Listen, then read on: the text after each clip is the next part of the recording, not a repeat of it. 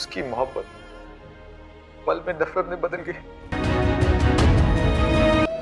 ابھی میری مان لیں، اس کے بعد آپ جو بولیں گے میں وہ کروں گا. وہ کبھی ہمارے بیچ سے نکلی نہیں ہے. ڈرامے نہیں کر رہی، ماں بننے والی ہیں. جو بات میں اپنے سے چھپانا چاہ رہا تھا اس کو وہ پتہ چل گئی ہے.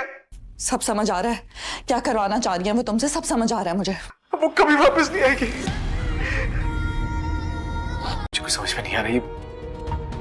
ڈرامہ سیریل دو کنارے کے آنے والے ایپیسوڈ میں آپ لوگ دیکھیں گے اس بار ولید بہت زیادہ پریشان ہو چکا ہے دورے شیوار کی شرطیں سن کر، کیونکہ جو شرطیں دورے شیوار نے اس کے سامنے رکھی ہیں وہ شرطیں ماننا ولید کے لیے ناممکن ہے. ولید کے اکاؤنٹ میں ابھی اتنے پیسے نہیں ہیں کہ وہ 50 کروڑ دورے شیوار کو دے کر اس کا منہ بند کر سکے، اور نہ ہی ولید دورے شیوار کی یہ بات مانے گا کہ وہ ماورا کو طلاق دے کر اور اس کا دل توڑ دے. اس بار ولید بہت ہی زیادہ ٹوٹ چکا ہے، بہت زیادہ پریشان بھی ہے، کیونکہ دورے شیوار اس کی زندگی سے جا تو چکی ہے لیکن پھر بھی اس کا پیچھا نہیں چھوڑ رہی، اور ابھی بھی دورے شیوار اپنی پوری کوشش کر رہی ہے ولید کو پوری طرح سے برباد کرنے کی.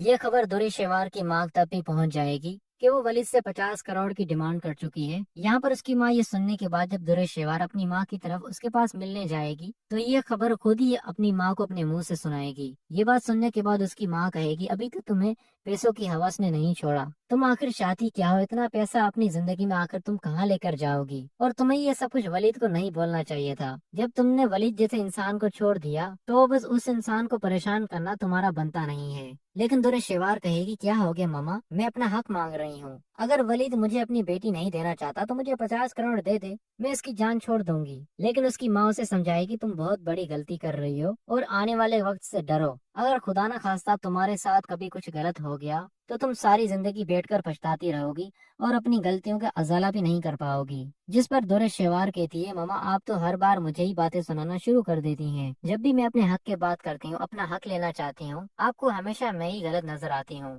دورے شیوار کی یہ بات آئمہ اور تیمور بھی سن لیں گے اور وہ لوگ یہ بات سننے کے بعد بہت زیادہ افسوس کریں گے، کیونکہ ولید کے پاس اب زہر کھانے کے علاوہ اور کچھ بھی نہیں بچا.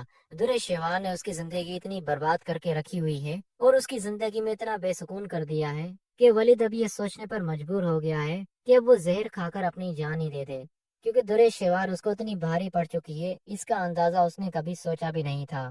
دورے شیوار کی وجہ سے یہاں پر شہیر بھی اپنے گناہوں کی معافی مانگنے چاہتا ہے، اس نے بھی بہت غلط کیا ہے. اب وہ بھی پوری کوشش کر رہا ہے دورے شیوار سے اپنی جان چھڑانے کی، لیکن دورے شیوار نہ شہیر کی اتنی آسانی سے جان چھوڑے گی اور نہ ہی ولید کی، دونوں کو ایک ساتھ برباد کر کے اپنی زندگی کی جیت حاصل کرنا چاہتی ہے. اب دوستو یہ ڈرامہ بس کچھ ہی ایپیسوڈ کے ساتھ ختم ہونے والا ہے.